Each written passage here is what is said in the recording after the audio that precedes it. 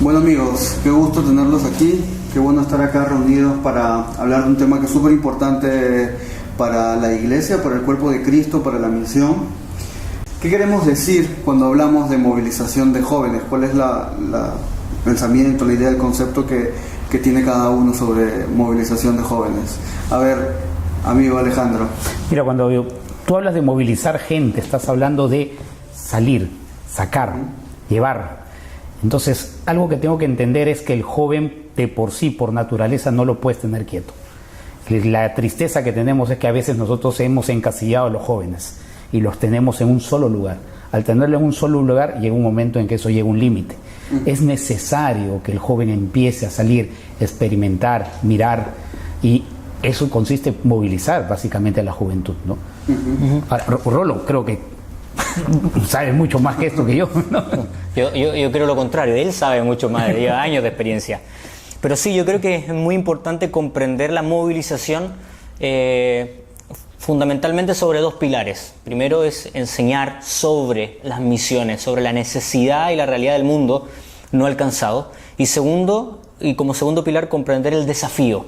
Es decir, tenemos que enseñar sobre el mundo no alcanzado, tenemos que enseñar sobre la realidad de conceptos como la ventana 1040 y a la vez desafiar, motivar a los jóvenes a que con sus dones, con sus talentos, con su experiencia de vida, con su ímpetu, con su juventud, puedan salir y ser parte de la misión global. Claro.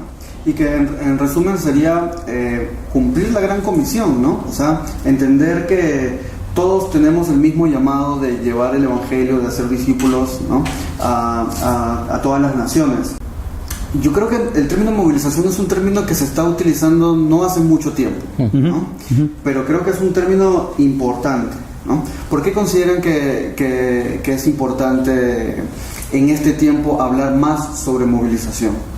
¿Sabes lo que pasa? Que el joven de ahora, su mayor anhelo es tener el iPhone, su mayor nivel es tener el Galaxy, ese no sé qué cosa, y no les estamos dando de repente una visión mucho más elevada, mucho más alturada. Y cuando te hablo de una visión mucho más elevada, mucho más alturada, te estoy hablando de desafíos más grandes. Y cuando tú lees la palabra de Dios, tú te das cuenta que Dios siempre marca desafíos grandes, súper grandes. Ahora, cuando hablamos de movilización, no solamente estamos hablando fuera de tu país. Yo creo que nosotros somos los agentes de cambio para la sociedad, agentes de cambio que puedan moverse en diferentes lugares y hacer entender que tú eres la imagen y la representación de Jesús en medio de una sociedad decadente. Eso es lo que nosotros tenemos que hacerles entender a la juventud. Por eso cuando hablamos de enseñar, es eso, decir cómo es mi forma de vivir como Jesús lo haría en el siglo XXI. ¿No? Totalmente de acuerdo con lo que dice Alejandro. Sin lugar a dudas nos encontramos con una generación de jóvenes muy distinta a generaciones anteriores, con cosas positivas y cosas negativas, como toda generación. Pero dentro de las cosas negativas es que hay una generación actual que se ha vuelto parte de una iglesia consumista, como bien dice con respecto al tema del iPhone. Todo tiene que ver con consumo y materialismo, y la iglesia se vuelve también un lugar de consumo. Vengo a consumir una buena prédica, vengo a consumir un buen servicio, una buena alabanza, una buena proyección, luces, un buen show, y luego me voy hasta el próximo domingo, donde vuelvo nuevamente a consumir, mientras hay una élite que bajo el concepto de excelencia sirve en la iglesia. Y yo creo que ese es un gran problema. Creo que parte de la movilización es desafiar a los jóvenes a que sean parte de la extensión del reino de Dios, entendiendo que el rol misionero no es para una élite de la iglesia y no es un ministerio, es un llamado transversal a toda la iglesia y a todas las edades. Por tanto, hace sentido esta frase que los movilizadores usamos mucho de Spurgeon, que es todo cristiano o es misionero o es un impostor. Ahora, yo creo que el fracaso ahorita de la iglesia, vamos a ponerlo así, latinoamericana, es que somos muy buenos haciendo cosas urbanas, muy buenos dentro de la iglesia, porque no hemos entendido que la iglesia por naturaleza es misionera, por naturaleza. Es como que de repente tú me digas a mí, ¿cuál es tu naturaleza? Yo soy un ser humano, soy hombre, esa es mi naturaleza, y no puedo yo renunciar a eso. De la misma forma, la iglesia por naturaleza debería ser misionero. Es más, no deberíamos movilizar a la iglesia. No debería ser así, porque por naturaleza debería ser lo normal. La excepción debería ser quedarse. Ajá. No salir. Hoy existe una minoría que está dispuesta a dejar su confort y su lugar de comodidad para salir a extender el reino de Dios, siendo que quedarse debiese ser un llamado particular. Y entender también de que a veces hacemos una separación grande de ellos son los misioneros y ellos son los laicos, ¿no? Hablabas también sobre que a veces en la iglesia hay los que sirven y los que consumen, los que van solamente a consumir, pero eso está muy lejano del cristianismo que Dios quiere que nosotros vivamos, que es un cristianismo de que no hay opción. La frase de Spurgeon es perfecta, ¿no? O sea, todo cristiano es un misionero o un impostor, y no es fácil, pues. Es que la iglesia está perdiendo un poco su identidad. Cuando Jesús dijo, por tanto, vayan y hagan discípulos, esa palabra discípulos es un acompañamiento. Ahora, lamentablemente a veces las iglesias se han convertido en lugares donde se presenta la palabra, se escucha, se va, uno se para, se sienta, mira a la persona de frente, se saluda y te vas hasta la próxima semana. Y no puedes hacer discípulos, eso te habla un tema de relación personal. Y tú tienes que aprender a relacionarte con las personas, caminar con ellos, hablar con ellos, porque esa es la parte de hacer discípulos. Y esa es la clave de la movilización, ¿no? O sea, no hay forma de... Nosotros estamos siendo movilizados cuando estamos relacionándonos, y la relación implica renuncia, implica morir a nosotros mismos y todo eso, ¿no? Y eso yo creo que es algo que estamos redescubriendo, ¿no? Porque la iglesia nació a relacionar. Jesús llamó a sus apóstoles, a sus discípulos, les dijo amigos, ¿no? Y es una palabra muy fuerte, ¿no? O sea, que Jesús llame amigos a personas. Y esa es la relación que Jesús tenía con sus discípulos. Había una relación de acompañamiento, de mentoreo, de convivencia, que no es fácil, ¿no? Y creo que ahí radica una de las principales dificultades, ¿no? Que vivimos tal vez en una época en la que mucho individualismo, ¿no? Y a veces la cultura misma nos influye en eso, ¿no? ¿Qué opinan sobre esto, sobre el tema del desafío que es las relaciones? A mí me parece que Alejandro usó una palabra que es fundamental, que es identidad. Hoy nos encontramos frente a una generación probablemente, y de hecho, la más capacitada técnica y profesionalmente en la historia del cristianismo en Latinoamérica. Sin embargo, cuando podríamos estar extendiendo por todo lo que esta generación tiene, el reino de Dios por las naciones y localmente con mucha fuerza, estamos muy estancados. Porcentualmente la iglesia evangélica crece muy poco respecto al crecimiento de la población. Y es porque hemos perdido nuestra identidad cristiana, que tiene que ver directamente con el aspecto relacional que tú decías. Un evangelio y una misión comprendida bíblicamente y cristocéntricamente comprendida nos va a llevar a una misión relacional y a un evangelio relacional que implica involucramiento con las personas. Y es lo que menos vemos hoy en la forma de extender la iglesia. Ahora, ahí es donde nosotros, cuando hemos pensado en el tema de relacionar, a veces hemos puesto moldes. Y esos moldes nos han impedido mirar la amplitud que hay para poder hablar de Jesús de diferentes formas, de diferentes maneras. Ahora, no estoy en contra de la iglesia tradicional. Vengo de iglesias tradicionales donde tú abres la Biblia, te enseño las 4 leyes espirituales, y claro, está bien, eso es genial, pero a veces la gente está necesitando ver quién eres. Conectarse. Exacto. Yo soy de la escuela que se formó con libros y con estrategias como evangelismo explosivo. Claro que estratégicamente, intelectualmente te brinda las herramientas para prácticamente darle una encerrona a la persona con argumentos. Sin embargo, lo que hoy la gente más necesita es que te involucres con ellas, que te relaciones. Cristo nos dio un ejemplo. En los 4 evangelios podemos ver a un Jesús relacionándose e involucrándose profundamente en la vida de las personas a través de su testimonio que los impactaba. Hoy, fundamentado en el evangelio, tenemos que volver a relacionarnos e involucrarnos con las personas, que en parte es la esencia de la misión. Y yo siento mucho de que esa relación o tener una vida cristiana con un énfasis particular en la relación nos beneficia tanto a la iglesia como grupo de que nos hace unirnos, conocernos, fortalecernos, y también hacia afuera, ¿no? El tema con la relación, yo siento que a veces no estamos cumpliendo ni lo uno ni lo otro.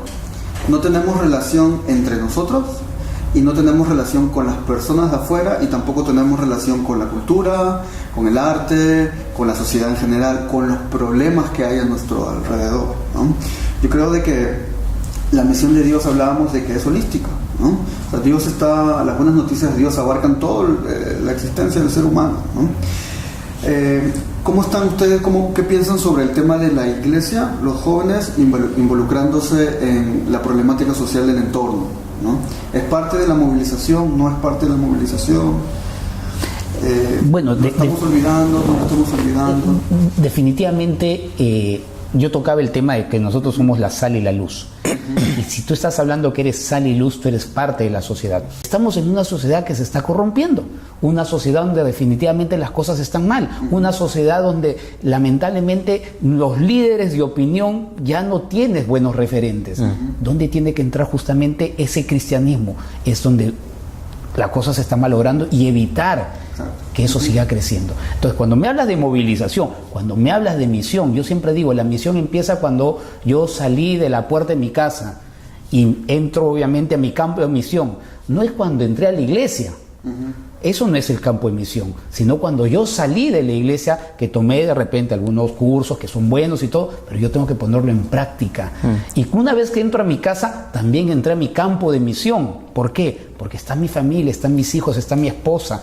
Y eso es lo que está necesitando el cristianismo del siglo XXI, una nueva forma de pensar bíblicamente hablando, si quiero ponerlo de esa forma, ¿no? De alguna forma el gran problema que tenemos con esta generación respecto a ser la sal del mundo es que la sal no está saliendo del salero, y tenemos que sacar la sal del salero para que sea eficaz, para que sea eficiente. Esto significa salir de las cuatro paredes de la iglesia, de la denominación, y entender que la misión no es solamente la predicación del evangelio, sino la manifestación práctica del amor y de la gracia de Dios. Y eso implica ensuciarnos las manos, muchas veces involucrarnos, reconocer la necesidad que hay a nuestro alrededor y actuar e intervenir, como Cristo lo hizo, salir al encuentro de las personas que lo necesitan.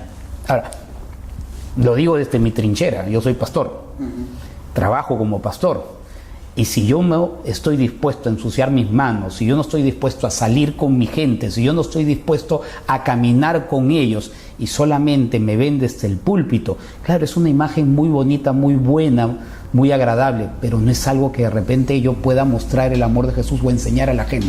Por eso cuando hablamos de movilización, tiene que empezar desde el líder más elevado hasta el más pequeñito de la escuela dominical, porque todos son iglesias. A eso nos llamó el Señor, a ser prácticamente gentes o agentes sociales diferentes en una sociedad en la cual se viene corrompiendo, ¿no? Sí, importancia conocer nuestra identidad, ¿no? Lo que somos, todos somos misioneros, todos tenemos una comisión que cumplir, el hacer discípulos, el llevar el evangelio a todos los rincones. Y pasa algo también en las iglesias, y creo que es un desafío que tenemos, que a veces nos encasillamos hacia adentro, y una vez que salimos de nuestras cuatro paredes, vemos solamente lo que tenemos a nuestro alrededor cercano, ¿no? Y no pensamos en la misión global. ¿Cómo estamos en cuanto a los desafíos que tenemos en los países no alcanzados? Los jóvenes cristianos están asumiendo su responsabilidad. Hay más gente entregando sus vidas en la misión global. ¿Qué piensan? Mira, yo creo que es la oportunidad para Latinoamérica. Te voy a ser honesto. Cuando tú sales afuera, sales con equipos de trabajo latinoamericanos, nosotros como latinoamericanos no tenemos enemigos, no nos hemos peleado con nadie. Todavía somos amigos de todos, y es interesante porque tú te puedes sentar con un musulmán a tomarte un chai o un café sin ningún problema. Y tú le puedes mostrar incluso tu propia cultura, siendo como eres, porque ellos tienen cosas muy similares a nosotros. Ellos también se sientan a tomarse un café y disfrutan la conversación. Y lo que no estamos haciendo es mostrar a la juventud eso. Por lo mismo que hablamos hace un rato, los hemos encasillado en las cuatro paredes, no los hemos sacado del salero. Y es ahí donde cada líder tiene que comenzar a movilizar a sus jóvenes hacia afuera, enseñarles que hay más cosas, enseñarles de que hay lugares, incluso hay lugares donde necesitan gente biocupacional, que puedan trabajar ahí, que puedan dar, que puedan mostrar su cristianismo, porque en lugares que yo he visitado, nunca en su vida han visto un cristiano o tienen la idea de los cristianos de las cruzadas. Y eso es triste. Y entonces cuando te miran y dicen, ¿tú eres cristiano también? Tú eres un cristiano extraño. Y es ahí donde tú estás creando el puente con ellos. Entonces, hay la oportunidad. Nuestros jóvenes están preparados. La globalización nos está dando una oportunidad. El problema es que no lo estamos tomando. No estamos tomando las oportunidades que Dios nos está mostrando. Y es cierto, lo que tú dices yo creo que es clave y das en el clavo en el sentido de que la cabeza y el pastor es el que tiene de alguna forma la responsabilidad de mostrarle el mundo de las misiones a la iglesia. Es decir, si el pastor no se compromete con la misión, difícilmente las nuevas generaciones, los millennials que están viendo como referente a su pastor, van a interesarse en un mundo no alcanzado. Hoy yo creo que uno de los grandes desafíos de la movilización misionera es enseñar y capacitar respecto al mundo no alcanzado. Hay miles de millones de personas que no tienen acceso al Evangelio y como Iglesia Latina hoy tenemos una responsabilidad. Y esa responsabilidad aumenta cuando vemos también los recursos que tiene la Iglesia Latina, la apertura, la ventana que Dios ha abierto cultural. Como bien tú dices, hoy tenemos entrada a los latinos a lugares donde ni europeos ni norteamericanos pueden entrar por el conflicto geopolítico y por la libertad que tenemos relacional los latinos, incluso en el aspecto físico y cultural. Creo que nosotros tres podríamos entrar a un país musulmán y pasar inadvertidos. Nos dejamos un poquito más la barba, como un poco como tú, y pasamos totalmente inadvertidos como misioneros dentro de esos países. Entonces, estos son características, son eventos y son de alguna forma señales de lo que Dios nos está brindando como latinos y en el tiempo en el que nos encontramos. Es decir, si no podemos reconocer que esta generación, los millennials a la que tú hacías referencia, puede salir y realmente en el nombre de Cristo y en el poder del Espíritu Santo cambiar la geografía del mundo no alcanzado, entonces estamos perdiendo una tremenda y una gran oportunidad. Sí, y yo creo que algo que retumba mucho en mi cabeza es que no tenemos excusa.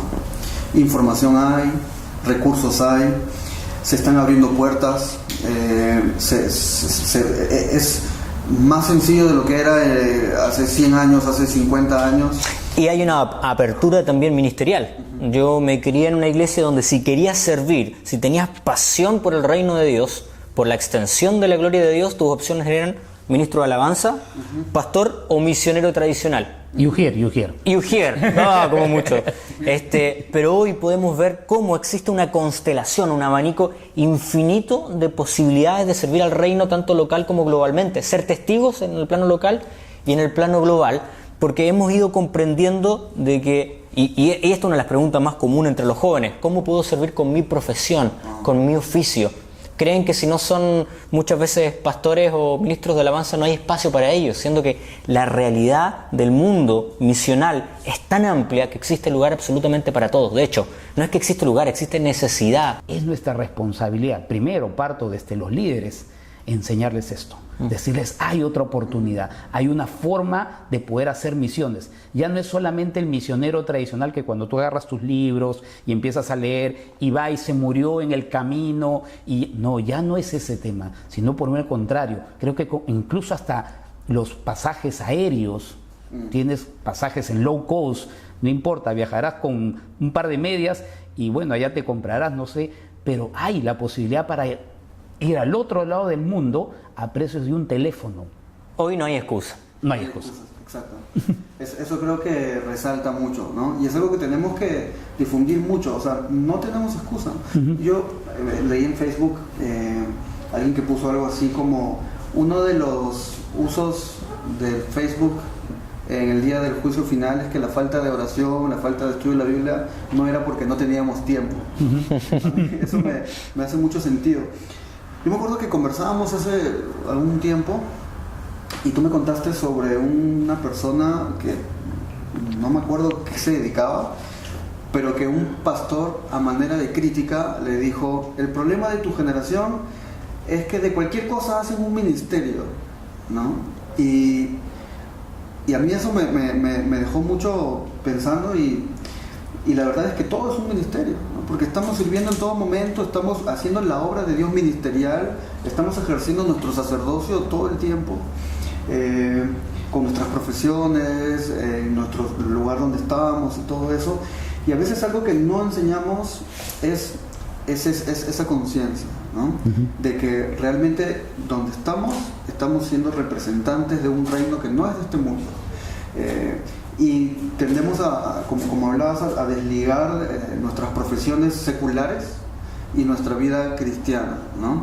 Y esa dualidad ha hecho mucho daño a la iglesia, ¿no? Creo que debemos pensar holísticamente, debemos pensar en un cristianismo sacrificial, que ese también es un tema interesante, porque se nos ha vendido un cristianismo de uy, eres un campeón, de que todo que te infla.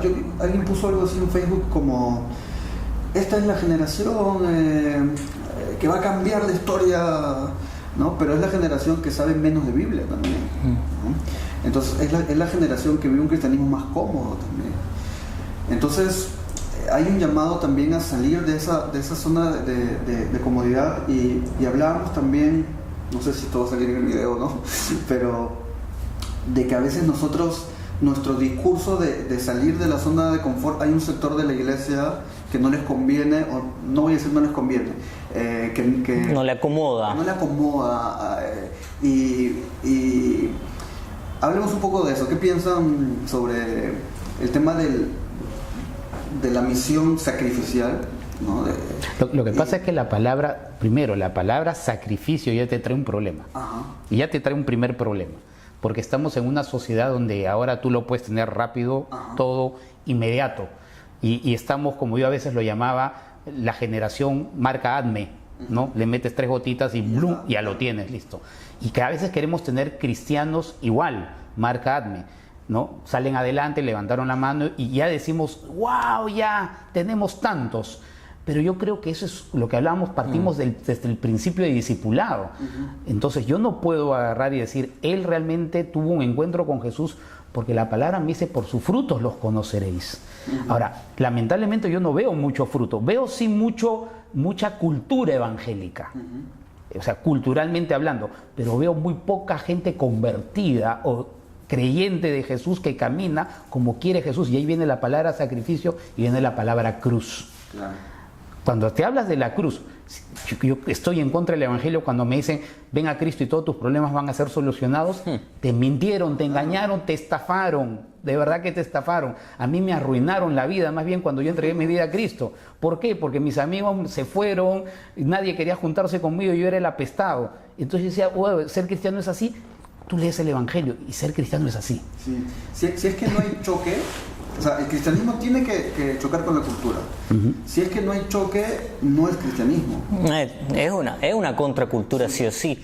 Y el punto es que si nosotros malinterpretamos, por ejemplo, como tú planteas, el discipulado, si entendemos el discipulado como simplemente una rutina de seguir un librito en masa de forma sistemática, o si entendemos el evangelismo como salir a las calles y hacer que las personas repitan la oración del penitente y aceptan a Jesús en su corazón, no hemos entendido nada. Y el gran problema es que si llevamos a cabo un discipulado así en casa, nuestros misioneros y la misión que vamos a exportar al mundo va a ser de la misma calidad. No estamos llevando personas a los pies de Cristo, no estamos siendo testigos de Cristo, porque esas personas no están entendiendo el evangelio. A mí me sorprende ver los números. Acá a las personas se les predica desde la prosperidad muchas veces. Como tú bien decías, conviértete, entrégale tu vida a Jesús y Dios va a bendecir tu negocio, tu familia, te va a bendecir en todo aspecto, te va a prosperar. Sin embargo, y la gente no se convierte, no crece la iglesia mucho. Y sin embargo, en los países musulmanes, por ejemplo, el evangelio se presenta la cruz de Cristo, el sacrificio de Cristo, la expiación de los pecados, y se les dice a esas personas que al aceptar a Cristo van a tener persecución, su familia los va a rechazar, van a perder todos sus bienes materiales, su nación los va a rechazar, incluso pueden perder la vida, y sin embargo esas personas se convierten. Por tanto, yo ahí veo que tenemos una diferencia gravitante en la forma en que estamos hoy presentando el Evangelio aquí en Latinoamérica. A mí me gusta mucho lo que una vez leí, este libro Radical, cuando habla David Platt, genial. A mí me encantó cuando David Platt dice, cuando él dice, el que quiere ser mi discípulo, tome su cruz y sígame. Y en el buen sentido de la palabra, si uno diría en el siglo XXI, porque la cruz era un aparato de tortura, y que venga un líder y te diga, ¿sabes? Tómate este aparato de tortura. Tu silla eléctrica. Tu silla eléctrica, ¿no? Tus puñales, ¿no? Póntelo en la espalda y sígueme. Yo no sé cuántos jóvenes dirían, wow, estoy dispuesto a seguir a este loco. Yo creo que muchos dirían, no, un momentito. Y cuando tú vas a los llamados de los discípulos es interesante. Les decía, sígueme. No decía más. Decía, sígueme. Y ese sígueme era soltar todo y seguir. Y yo me imagino que ellos ya tenían referente de quién era Jesús, qué es lo que estaba haciendo Jesús. Es ahí donde uno tiene que entender eso. Cuando hablamos de misión, mi vida tiene que ser exponencialmente puesto como un misionero. Ajá. Cuando hay un encuentro real con Jesucristo, cuando el encuentro es real, la vida de esa persona no queda igual. Es decir, se produce una pasión por la gloria de Dios, se comprende el sacrificio de Cristo y esa persona, y es así como surgen también los ministerios. Como tú bien dices, muchas veces no estamos llevando a la persona realmente a tener un encuentro con Cristo. Que una vida no sea cambiada después de un encuentro personal. Cuando Cristo sale a tu encuentro es como una persona que lo choca un camión y no lo nota. Es imposible, no va a pasar desapercibido que un camión te choque. Tu vida es impactada, cambia tu perspectiva de la vida, el prisma a través del cual ves la realidad es cambiado. Y los cristianos que hemos tenido un encuentro con Cristo definitivamente comprendemos que una vida de confort, una vida sin sacrificio, una vida estática, no es la vida a la que fuimos llamados como cristianos ni para lo que fuimos salvados. Fuimos llamados a algo más, a salir del punto de confort y comprender de que de alguna forma la seguridad y el confort no son valores que los cristianos debiésemos abrazar como principales, como trascendentes. Sí. Ahora, lo que Rolo está diciendo es sumamente interesante, porque cuando uno lee la Escritura, tú empiezas a leer la Escritura y tú vas a ver que el que tuvo un encuentro con Jesús inmediatamente comenzó a caminar hacia el otro lado. Dijo, yo estoy haciendo mal las cosas. Y es donde tú empiezas a entender el Evangelio. Y lo mismo tiene que pasar ahora. Si tú tuviste un encuentro con Jesús, tú no puedes quedarte sentado y domingo tras domingo todos los domingos a escuchar a un predicador, por más bueno que sea, y decir, bueno, estoy contento y estoy feliz sentado en mi iglesia.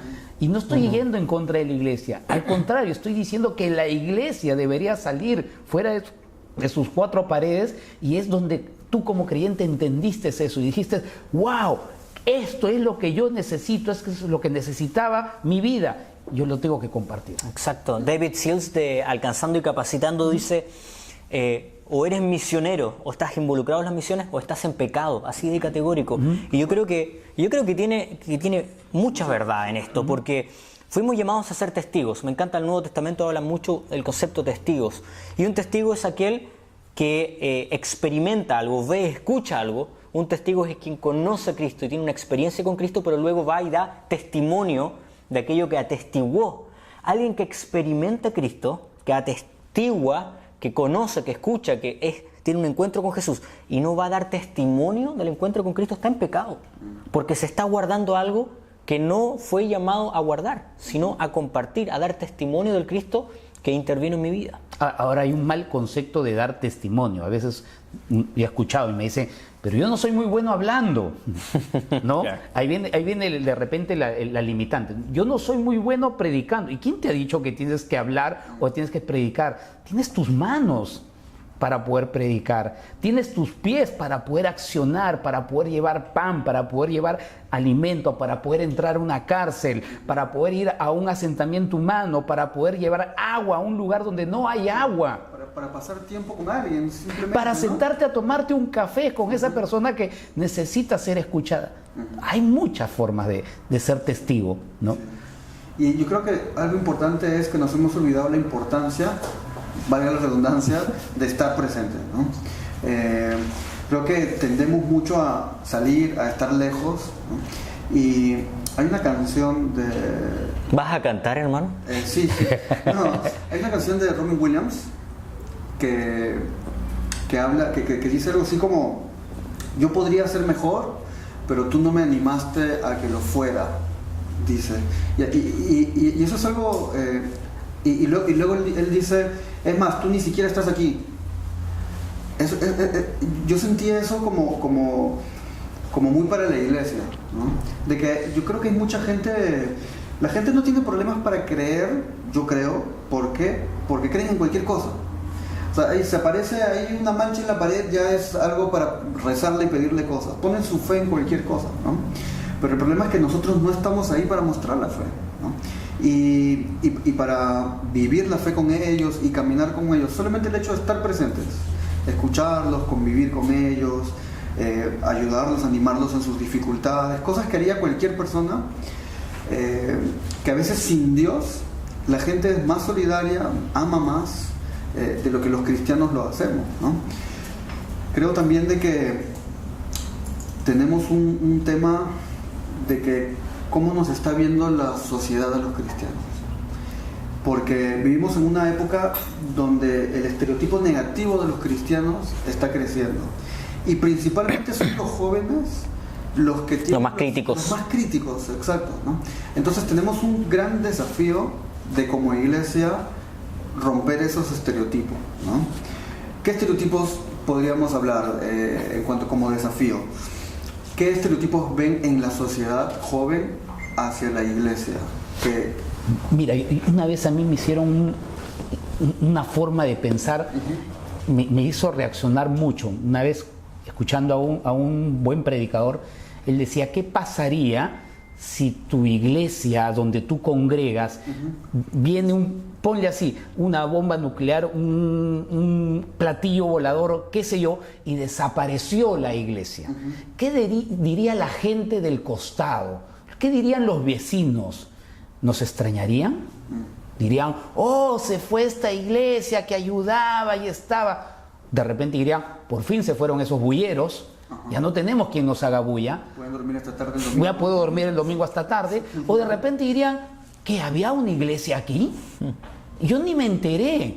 ¿Qué diría la gente? Y entonces ahí tú te pones a pensar, y es bueno de repente reflexionar y decir lo que hace un rato decía: ¿qué paradigmas tenemos nosotros? De repente, domingo a domingo, vemos la iglesia llena y decimos: ¡wow! Hay un movimiento, ¿sabes qué? Hay un avivamiento. ¿Avivamiento? Cuando yo leo lo que pasó con la Reforma, ahí yo veo un avivamiento. Cuando yo veo que comenzaron obviamente la gente a cuestionar y decir: ¡wow! Esta gente tiene una ética y una moral muy elevada, ahí yo veo avivamiento. Yo no veo avivamiento porque la música fue muy bonita y porque las luces fueron muy lindas y porque la palabra presentada fue muy linda. Yo no veo un avivamiento. O porque fue mucha gente. Sino yo veo es que si la iglesia no está impactando ni siquiera a su alrededor, hay algo que hemos perdido. Y eso es algo que tenemos que pensar, ¿no? Sí. O repensar, ¿no? Hoy nos encontramos ante efectivamente una generación que es muy crítica, la generación millennials, que es una generación que llega hasta los 35 años, es una generación que en todas las encuestas, absolutamente en cada encuesta que se hace respecto a por qué tienen tanta animadversión hacia la iglesia cristiana, especialmente, bueno, a la iglesia católica o evangélica, pero es fundamentalmente primero porque son hipócritas, acusan hipocresía de la iglesia, lo cual... O sea, hagámonos cargo, la iglesia está llena de hipócritas, somos hipócritas muchas veces en nuestra forma, en nuestra religiosidad, y eso las nuevas generaciones lo cuestionan y lo critican profundamente. Y creo que primero eso se soluciona un poco con lo que hablábamos al comienzo, la relación. Estamos acostumbrados a predicar desde el discurso, desde la plataforma, pero no estamos acostumbrados a ser testigos de lo que Cristo ha hecho en nuestras vidas, a través de la relación, a través de la vulnerabilidad, a través del compromiso con las personas. Cuando las nuevas generaciones ven a los evangélicos encerrados en las cuatro paredes, como tú dices, simplemente haciendo ruido, teniendo quizás noches de alabanza y vigilia, pero no son más que ruidos molestos para los vecinos, nos damos cuenta que la iglesia no está cumpliendo con su misión. Puede ser acusada de hipócrita y tiene tiene una gran lista de cosas que se pueden hacer y cosas que no se pueden hacer, pero no está realmente siendo testigo de Cristo del impacto de nuestras vidas como cristianos después de haber conocido a Cristo hacia otras personas. Y creo que ese es un tema a considerar con seriedad. Sí, necesitamos importarnos más, ¿no? Importarnos más por las personas y que la gente sienta que eso es honesto, ¿no? Creo que la honestidad es clave en la fe, ¿no? Uno no puede tener una fe sincera si es que no la vive, si es que no es consciente de lo que implica y si es que no la vive, ¿no? Y la crítica que hablabas un poquito es que la gente ha percibido mucha falta de congruencia, ¿no? Ahora, muchas palabras y poca acción. Otra cosa también que a veces nos hemos olvidado es, a mí me encanta cuando Jesús se topó con los 10 leprosos. Ajá.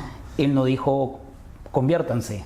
Ajá. No, él fue, sanó, se fueron los 10 y regresó solamente uno a darle. Esto es clave. ¿No es sí. cierto? Uno, nada más. Y él no fue su afán de decir, bueno, yo te voy a dar esto, pero y eso. Y tampoco les quitó la bendición a los otros. Exacto. Como ellos no vinieron a darme gracias, entonces regresémosle la lepra. No dijo eso. Y eso es lo que está pasando con la iglesia del siglo XXI. Nosotros estamos en la tierra para poder bendecir. Somos agentes de bendición. Por eso es que cuando hablamos de movilizar y misiones, estamos hablando de eso. Ahora, si no me dan las gracias, bien. Y si me dan las gracias, bien. Yo creo que para eso estamos, ¿no? Entonces, yo creo que cuando hablamos de paradigmas, a veces decimos, bueno, yo voy a hacer esto porque voy a tener esto o voy a recibir esto. Yo no veo eso en el Evangelio.